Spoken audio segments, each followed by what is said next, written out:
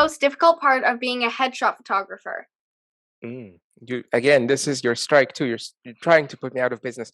Uh, I think the Ah. emotional aspect of it is the most difficult. And some people say, "Oh, that's the only day that can work for me," and I'll have to say no. All right, and now if you were a type of food, what type of food would you be? Mm. I have a very weird relationship with food. I loved food and I would eat anything without thinking about it until maybe April 2021. And then in April I was like, okay, this is getting out of control. You're way too fat. We need to get this. So I love sushi. If I were to choose what type of food I would be sashimi. Uh, I would be Ooh. I would be white tuna sashimi, very specific. Oh my goodness, very specific, yes. But I love sushi as well. See, we can relate in that aspect. I love sushi. I personally like the maki rolls though. And now let's say we finish the interview and you step outside the office and find a lottery ticket that ends up winning $10 million. What would you do? I'm not that lucky. I don't think I would win $10,000. 10 million. I know. I'm saying I don't think I would win 10,000. Oh my gosh. Yeah, I'm not a lucky person, but if I have $10 million, what would I do? I don't know. I don't think I want to change anything in my life. I'd probably help my parents out a little bit. Um, I would donate to some charities. I would donate to my church. Um, and I'd probably help some of my family back home. Oh, yes. And then buy my Very nice. medium format camera. But that medium format camera is just $100,000. So if you've got 10 Oh, million, I yeah, mean, I guess if you have 10 million, then that's not that's not money. horrible. Now, Sorry, I'm choking up saying that $100,000 isn't a lot if you have enough money. no, yeah, absolutely. Oh, Which can't be the case for either of us, sadly.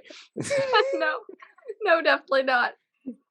$100,000 for a Yeah. camera.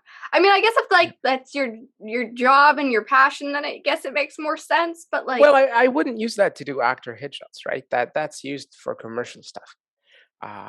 That's used for like uh, bigger sets, bigger work. that's like a down payment on a house. Yeah. And that's why I am Oh, single because when a girl asks me, I don't know why girls love to ask me that on dates. They're like, "Oh, so what's your dream camera?" And then I answer the question and I never get a second date. that's just funny. And now, if you could have dinner with any three people, dead or alive, doesn't matter, who would it be and why? Of Who would it be? It would be Yusuf Karsh, dead. course. And we already spoke about that. And who else? I would do Marcus Aurelius. I love his writings. Have you ever read anything for him? No, I haven't.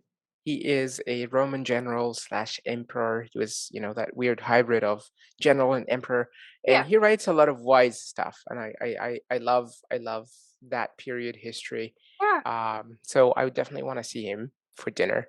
I don't know what he Okay. would cook me though. No, but you'd Um, still get to see him though. and my grandmother. Oh.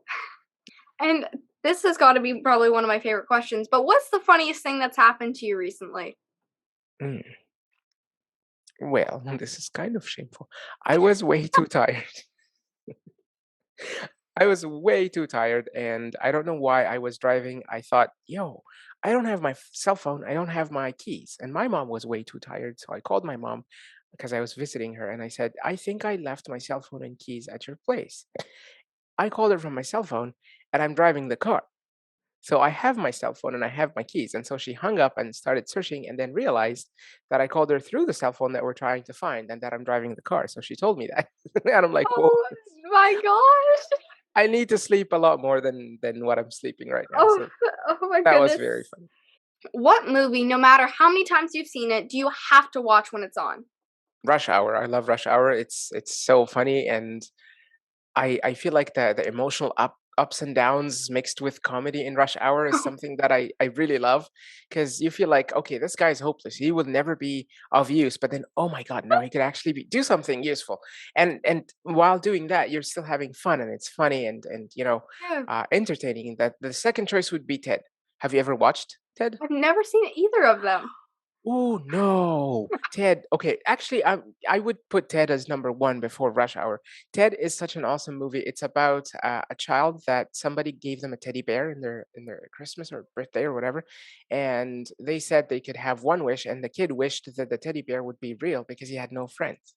So the teddy bear became real. No, no, no. It's not scary. It's not scary. Okay, okay, It's not good. scary. It's so funny and cute. And then yeah, they just grew up together, and he became that 35-year-old with a teddy bear friend. Yeah, so chances are though, if you wished it to reality, it's gonna get possessed by something and come at you. Like, I don't I'm need to take alone. chances. I'm alone in the basement. We probably want to change the conversation because when I'm done with you, I'll just get out of the house running, and I just want to make any human contact at this point. Scary Why stuff. did we go here? Why did I go here? We started from a nice, heartwarming story about a guy and his teddy bear who grew up, and we went to this. That's Why? okay because we are who we are. Good way of putting it. There we go.